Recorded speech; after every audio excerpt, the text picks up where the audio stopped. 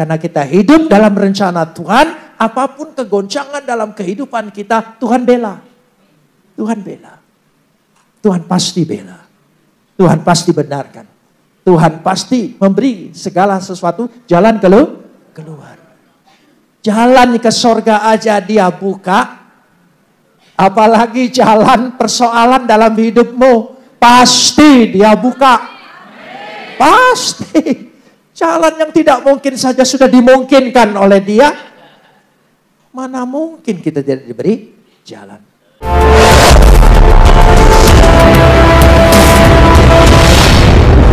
Mari kita berdoa. Besem ha'ab we haben we ruah hakodes. Elohe Ehad. Dalam nama Bapa, Putra dan Roh Kudus, Tuhan yang Esa. Bapa di sorga, kami memuji dan mengucap syukur kepadamu atas segala kasih, karunia, anugerah, limpah rahmat dan berkat-Mu.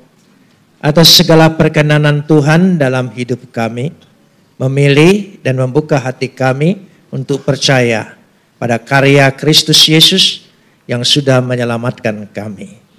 Untuk itu kami mau menaikkan ucapan syukur kami yang tak terhingga kepadamu. Seraya senantiasa menyerahkan diri kami di hadapan Engkau. Sebab di dalam Engkau kami akan terpelihara dengan sempurna. Karena Engkau adalah pemelihara yang kekal. Saat ini di tengah-tengah persekutuan ibadah kami. Di hadapan hadirat Tuhan yang telah turun meliputi memenuhi kami.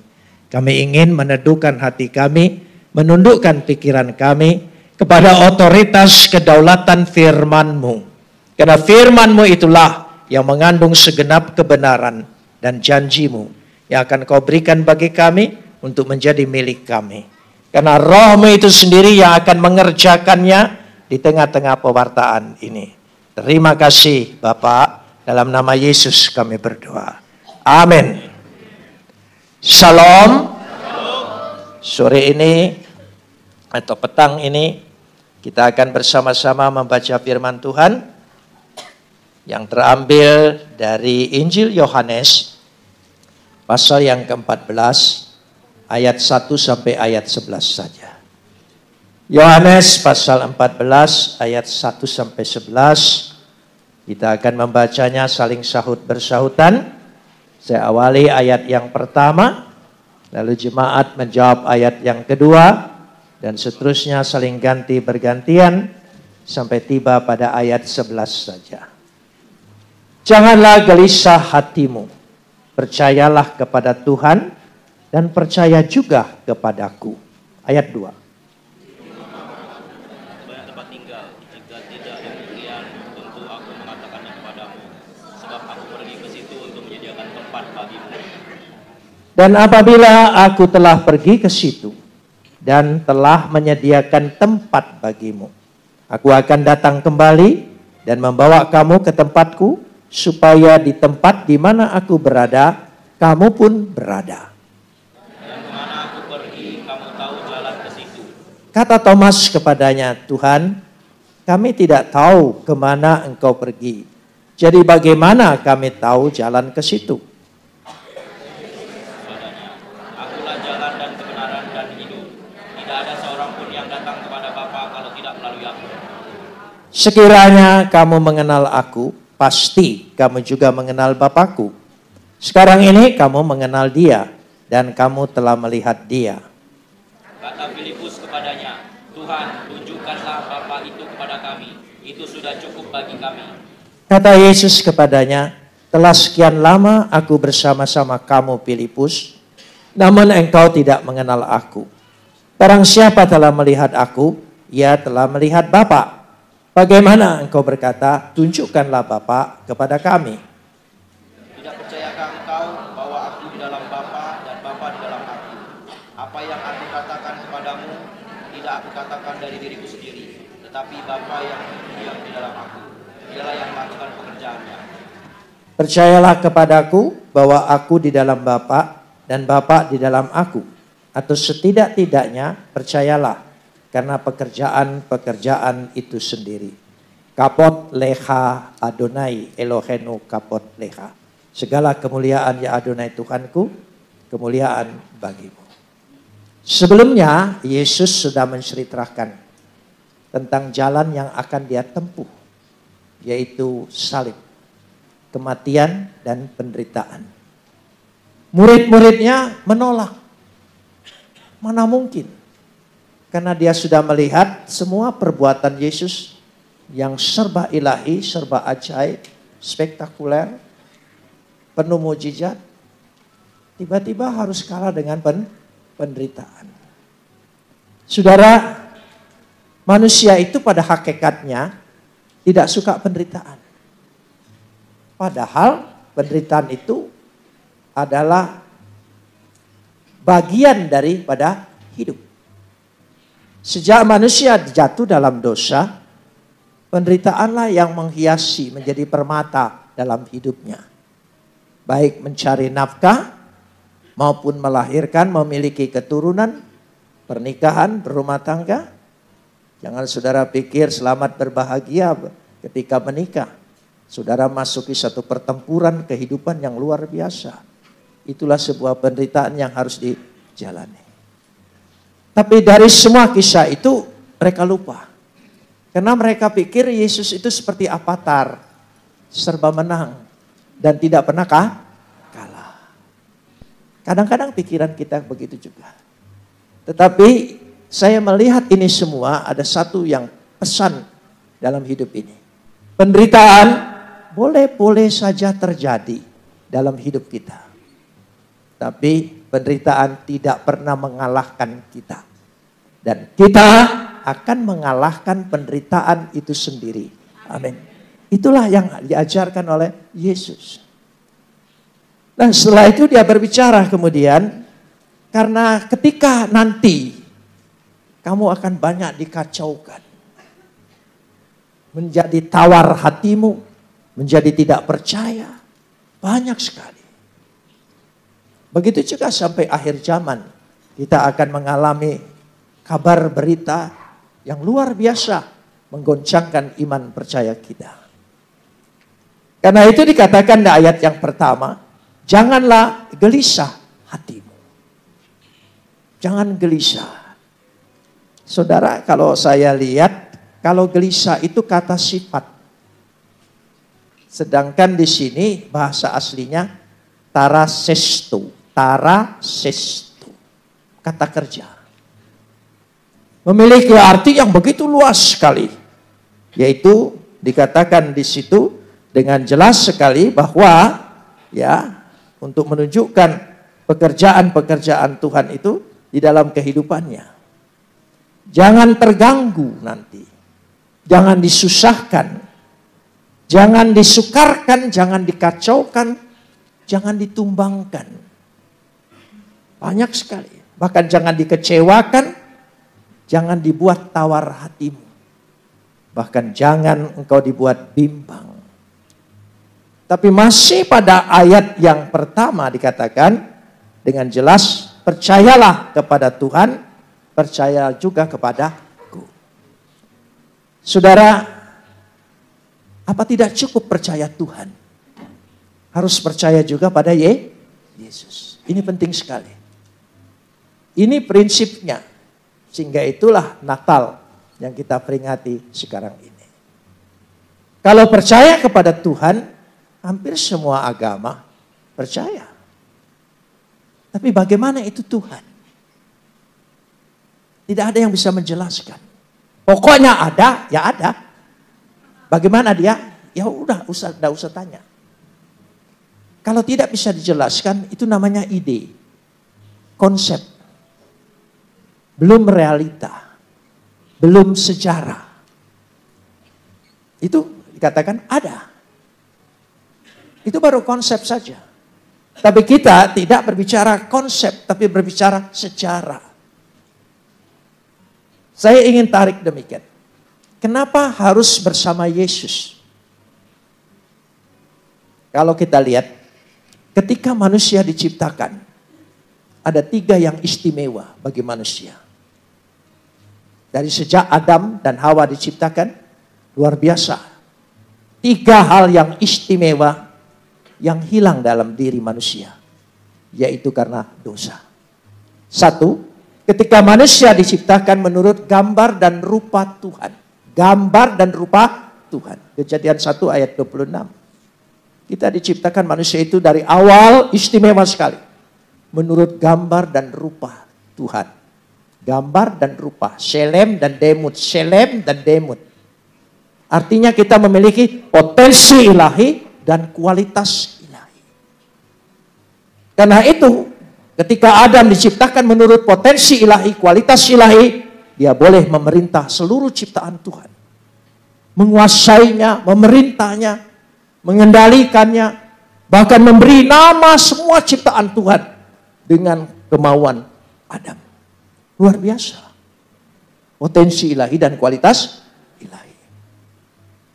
Dan ketika manusia jatuh dalam dosa, potensi ilahi dan kualitas ilahi hilang. Lalu bagaimana bisa mengembalikan menjadi manusia semula sesuai dengan kehendak Tuhan ketika manusia diciptakan menurut gambar dan rupa kita? Bagaimana kita bisa memperoleh kembali? Karena itu ada dalam diri itu Tuhan. Gambar dan rupa Tuhan, potensi dan kualitas ilahi ada dalam diri Tuhan. Bagaimana kita bisa meraihnya? Menghampirinya saja manusia tidak bisa. Dia tidak terhampiri. Maha kudus dia.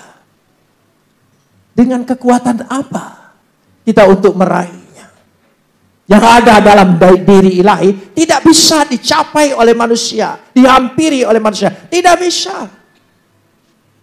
Kecuali yang ada dalam diri ilahi datang kepada kita, memberikan kepada kita sebagai satu kasih karunia, anugerah dari situ. Itu sebabnya yang ada dalam diri Tuhan, yaitu firman Tuhan, menjadi manusia. Supaya lewat dia, kita bisa dipulihkan kembali, memiliki potensi ilahi dan kualitas ilahi. Itu yang pertama. Yang sudah hilang. Yang tidak mungkin bisa dicapai oleh manusia.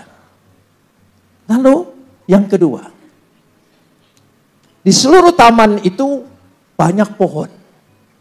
Ya, senang pohon.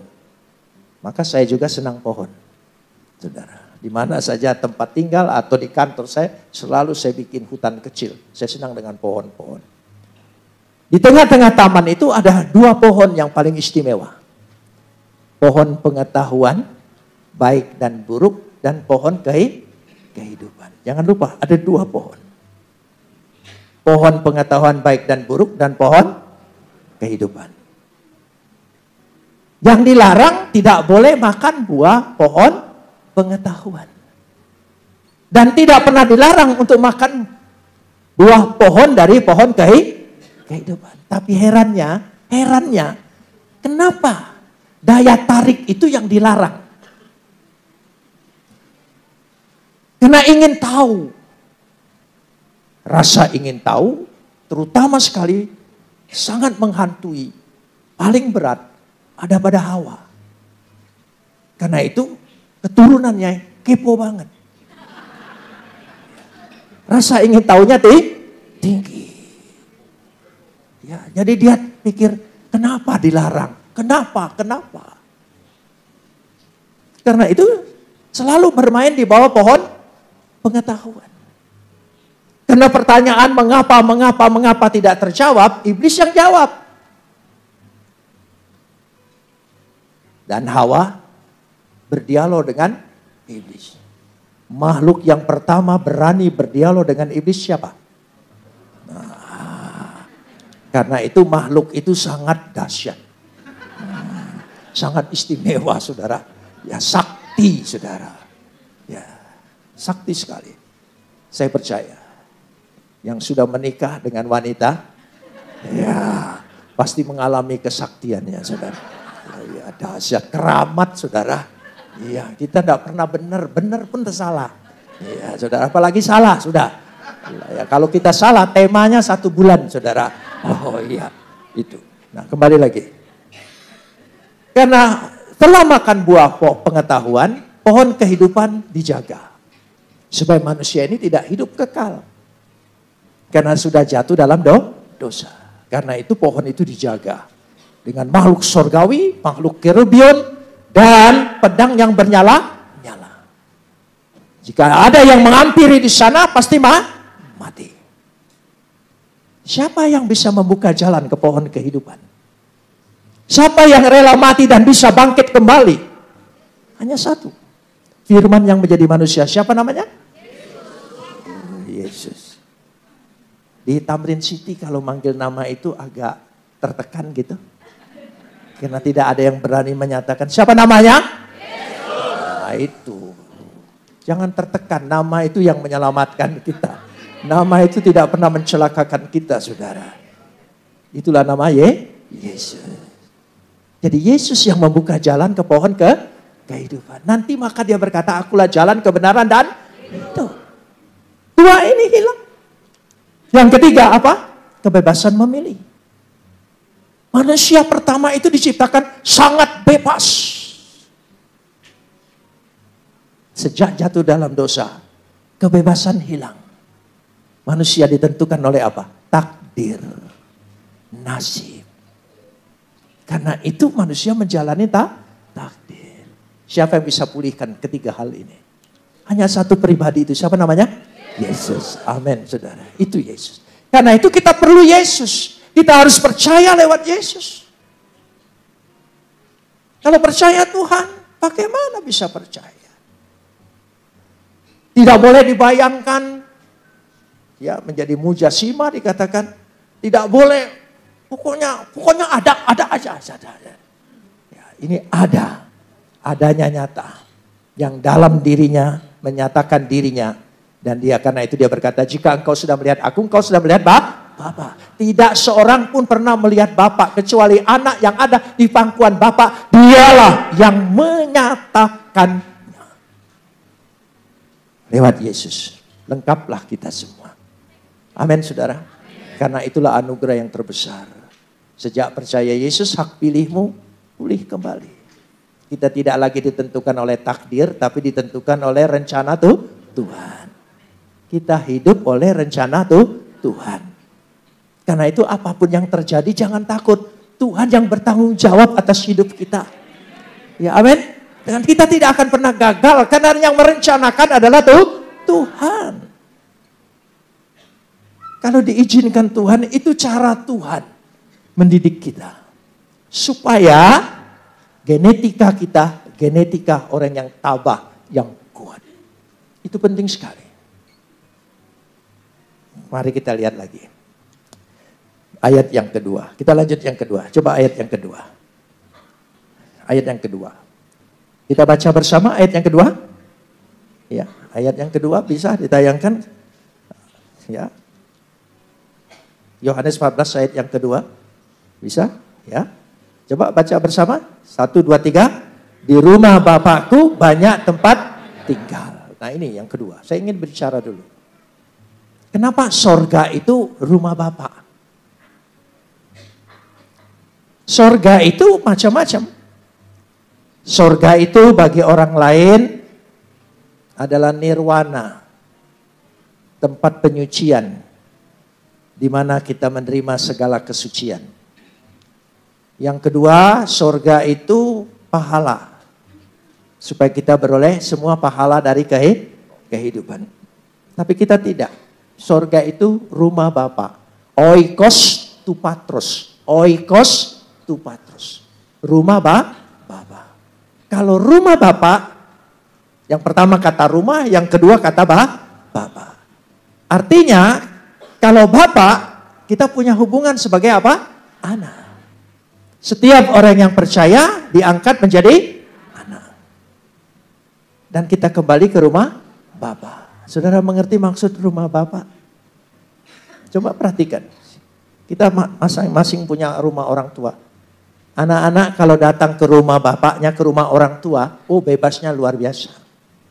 Ya, berani buka kulkas, berani periksa dapur, berani ambil apa saja tanpa izin. Coba kalau orang tuanya ke rumah anak, berani? Gak berani, saudara ya, gak berani dia. Itu bebas ke rumah bapak. Jadi rumah Bapak. Artinya kita itu kalau kembali nanti yang pertama, apalagi pada ayat yang kedua, ya yang ketiga ini dikatakan, aku pergi ke situ untuk menyediakan tempat. Menyediakan apa? Tempat. Hetoi masai. Etoi masai. Tempat. Saudara pikir disediakan kamar? Bukan. Kata hetoi masai lebih menunjukkan kata hak. Engkau punya hak.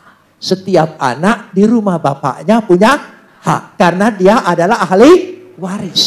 Sekali lagi dia adalah ahli waris. Jadi kita ke sorga bukan karena upah, tapi karena kita ahli waris. Lewat Yesus pasti punya tempat. Itu rumah Bapa. Namanya oikos. Namanya apa? Oikos. Kalau tidak pasti itu namanya indekos. Beda, saudara. Kalau oikos itu rumah. Kalau numpang bisa diusir ya. Tidak pasti. Itulah kepastian. Beberapa kepastian ini luar biasa kalau saya melihatnya. Karenanya dikatakan, aku pergi ke situ supaya aku menyediakan tempat. Ya, aku datang kembali membawa kamu ke tempatku supaya di tempat kemana aku berada, kamu pun berada. Jadi sorga bagi kita adalah kepastian, bukan karena upah yang ditentukan bagaimana nanti, tapi karena kita sudah punya hetoi masai, punya hak sebagai ahli waris, sebagai anak di rumah Bapa. Amin. Beri kemuliaan bagi dia. Kita punya hak. Oh, ini penting. Kenapa penting? Saya orang yang beragama. Dari kecil sudah dibayangkan untuk masuk surga. Ya, jadi saya melakukan semua aturan-aturan agama. So kecil-kecil mungkin. Apalagi saya mengikuti aliran yang paling keras. Sehingga seluruh tata caranya itu rapi diikuti. Lalu saya tanya dengan guru saya. Kira-kira dengan ibadah saya ini, saya pasti tidak masuk surga. Guru saya jawab, ya tunggu hari kiamat. Ya, nanti hari kiamat baru ditentukan. Engkau akan menghadapi pengadilan dan engkau akan menerima. Ya, nanti. Nggak bisa sekarang sebenarnya. Ya enggak bisa, nanti. Nanti kan sudah mati. Apalagi kiamat. Itulah yang mengganggu saya. Kapan saya punya kepastian? Tapi dalam Kristus ada kepastian yang luar biasa. Amin. Ini tidak tergantikan. Tidak tergantikan. Kalau kita memang dipilih dan ditetapkan untuk diselamatkan lewat Yesus Kristus, apapun yang terjadi, dia bela. Dia pasti pegang kuat. Amin, saudara. Tidak akan murtad 2 kali, saudara. Tidak mungkin. Anda percaya Yesus. Amin, saudara. Ini penting sekali. Kalau saudara tidak dipastikan, hati-hati. Hati-hati. Karena itulah, ya, yang pertama, saya ingin bahas di sini. Pertanyaan Thomas. Thomas tanya, aku tidak tahu kemana kau mau pergi. Bagaimana aku tahu jalan ke situ? Saya pikir-pikir Thomas ini suka jalan. Jadi tahu semua jalan. Buktinya apa? Dia murid yang paling akhir waktu menghadiri Yesus bangkit. Karena sering jalan. Makanya kalau bergereja itu jangan suka jalan-jalan, saudara. Mantap punya rumah. Itu penting. Saya nggak nyindir, nyinggung saja. Supaya kita itu jelas, saudara ya. Nah, karenanya dia tanya, kemana jalan ke situ? Yesus berkata, akulah jalan, kebenaran dan hidup. Berarti lewat dia. Jalan. Kalau saudara baca Alkitab bahasa Arab, ya, dia bukan tunjukilah jalan, tapi inilah jalan. Hada. Inilah aja jalan. Jadi dia tidak nunjukin jalan, Tapi dia menyatakan dia ada sebagai jalan. Lewat dia kita sampai kepada Bapa. Ya, kebenaran dan hidup. Kita beroleh hidup. Dan apa? Kebenaran. Memang kita orang percaya ini harus hidup dalam kebenaran Tuhan. Tapi harus diakui kebenaran kita tidak menjamin kita. Bagaimana sehebat-hebatnya kita, pasti kekurangan terhadap kebenaran. Dan kebenaran kita tidak bisa diadu dengan kebenaran Tuhan. Karena itu yang menyempurnakan kebenaran kita adalah kebenaran Tuhan. Jalanilah hidupmu dengan bersukacita, berbahagia di tengah keluarga. Ya. Seringkali saya pikir seperti ini, ada orang mengatakan, oh ikut Tuhan itu harus tinggalkan semua. Harus jangan pikir semua, pikir sorga saja. Hanya sorga saja yang dipikir. Saya pikir orang itu mati aja. Loh iya, saudara. Loh iya, kalau hanya pikir itu Tuhan saja. Enggak, Tuhan ingin kita merdeka. Kita sudah dimerdekakan. Kita dibebaskan. Apa yang Tuhan beri berkat, nikmatilah bersama keluargamu. Apa yang Tuhan beri usaha, pekerjaanmu yang menghasilkan dalam hidupmu, nikmati itu. Rasa syukur kepada Tuhan. Amin. Bersyukurlah. Ada satu hal yang saya ingin berpikir. Yaitu saya ajak. Yaitu bersyukur tentang keluarga kita. Terima kasih Tuhan buat suamiku. Terima kasih buat istriku. Ya, terima kasih buat anak-anak. Terima kasih buat orang tua. Saudara sudah pernah bersyukur? Terima kasih. Setiap hari? Ayo jujur. Jangan seorohane. Oh iya. Ya, saya baru beberapa tahun terakhir diingatkan Tuhan. Ya, supaya bersyukur terhadap istrimu.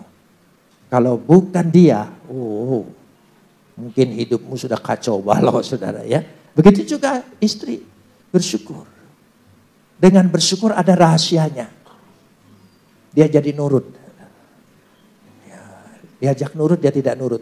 Tapi coba bapak-bapak, setiap malam, terima kasih Tuhan buat perempuan ini. Kalau bukan karena dia, coba saudara percayalah. Pasti Tuhan rubah. Saudara, amin saudara. Tuhan rubah. Dan luar biasa. Ini nasihat orang yang 56 tahun menikah. 56 tahun. Wow. Wow saya itu ada dua arti. Ya. Wow tidak mau diulangin lagi. Iya. Wow memang luar biasa. Itu karena siapa? Karena Tuhan. Karena rencana Tuhan. Karena kita hidup dalam rencana Tuhan, apapun kegoncangan dalam kehidupan kita, Tuhan bela. Tuhan bela. Tuhan pasti bela. Tuhan pasti benarkan.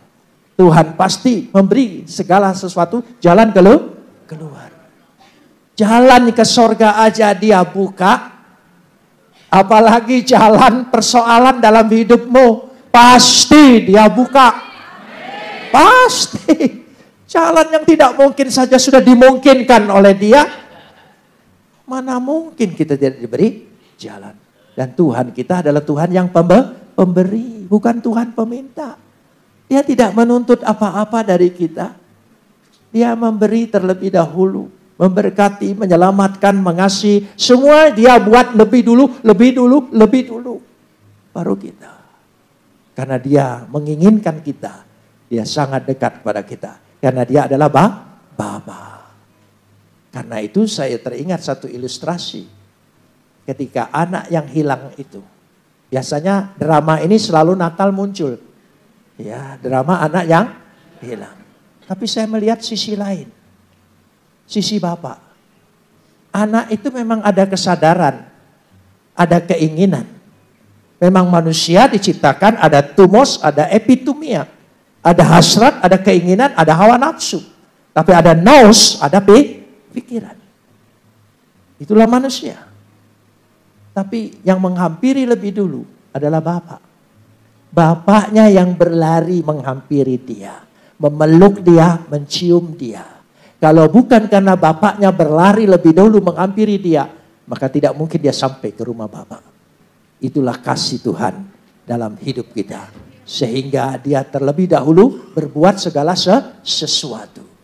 Kita hadapi tahun depan ini, tahun 2025. Ya, Tuhan memberikan pesan secara pribadi dengan saya. Tahun ini bagi kita adalah tahun berkat. Tahun depan adalah tahun berkat. Jangan takut apa yang diprediksi oleh dunia, susah keuangan, ini dan itu. Boleh saja, silahkan engkau memprediksi. Tapi aku hidup dalam berkat Tuhan. Amin. Jadi tahun depan ini tidak usah khawatir. Ya, jangan terlalu pikir keuangan negara, keuangan dunia, ekonomi ini dan itu. Boleh saja semua memperhitungkan. Tapi aku hidup dalam rencana Tuhan. Katakan bersama, saya hidup dalam rencana Tuhan. Tuhan pasti bela.